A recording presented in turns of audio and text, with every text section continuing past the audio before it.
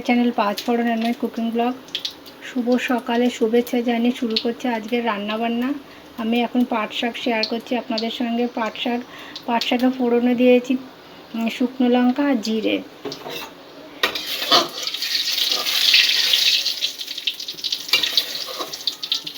এরপরে রসুন দেব।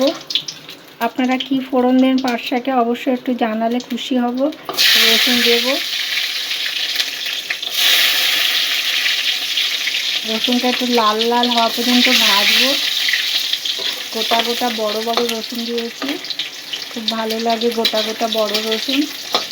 এবার একটু লাল লাল হয়ে আসলে চিংড়ি মাছ দেব। লাল লাল হয়ে এসছে, চিংড়ি মাছ দিচ্ছি।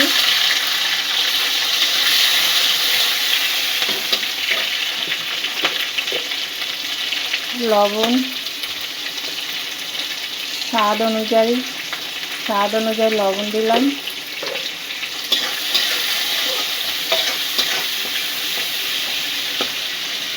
বেশি ভাজবো না চিংড়ি মাছটা, তাহলে পাট শাকে মিশবে না ভালো। হলুদ দিলাম।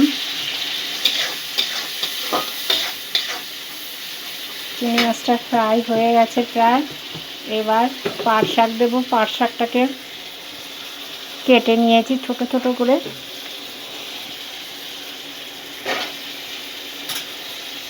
পাট শাক দিচ্ছি, এই যে পাট শাক এই যে ছোট ছোট করে কেটে নিয়েছি।